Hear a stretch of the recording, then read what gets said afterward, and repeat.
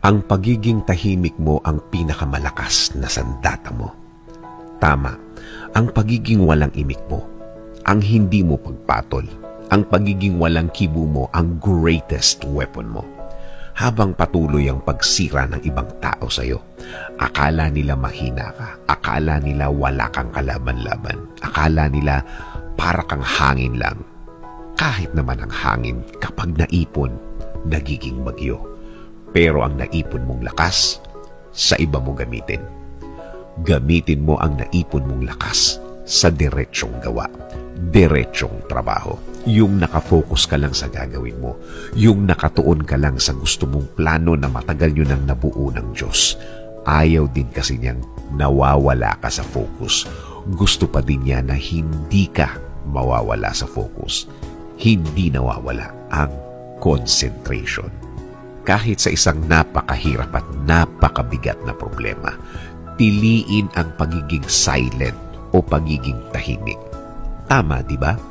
Nangyari na ba sa iyo yung ang bigat-bigat ng lahat? Pinili mong manahimik at habang pabigat ng pabigat, mas lalo kang naging tahimik. I-feel ang effect. Masarap damhin ang katahimikan. Masarap damhin ang silence ng buong pagkatao mo. Samahan mo pa ito ng isang matamis na ngiti. Isang ngiting puno ng pag-asa. Puno ng faith o paniniwala. Sana malaman ng tao, dalawa yan sa pinakamabisang pangontra sa problema. Ang silence at smile. Ang katahimikan at ngiti. Naisip mo na ba ang isang buto kapag naitanim, umuusbong ng tahimik habang palaki siya ng palaki.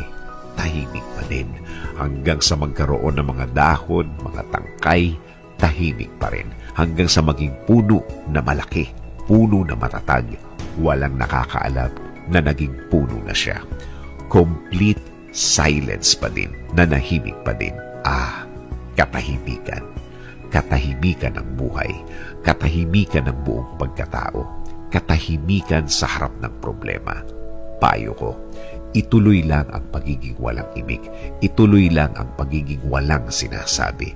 Hayaan mong basahin nila ang katahimikan mo, hayaan mong iba-ibang interpretasyon ang lumabas dahil sa pagiging tahimik mo.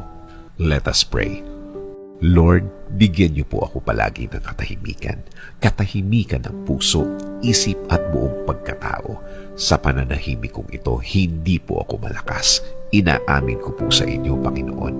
Ako po ay nanghihina at alam ko po na kayo ang dapat kong kapitan. Alam kong kayo ang dapat kong paniwalaan na ang lahat ay magiging okay, ang lahat ay magiging maayos, ang lahat ay magiging tahimik.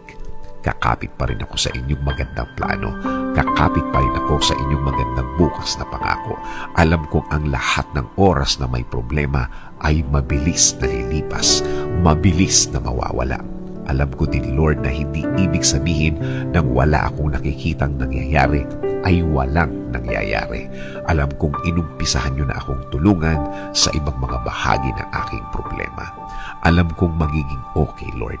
Alam kong bubuti ang lahat. Alam kong makukuha ko ang plano niyo sa akin. I-guide niyo po ako at ituro mo sa akin, Lord, ang tama at tahimik na paraan. In Jesus' name we pray. Amen.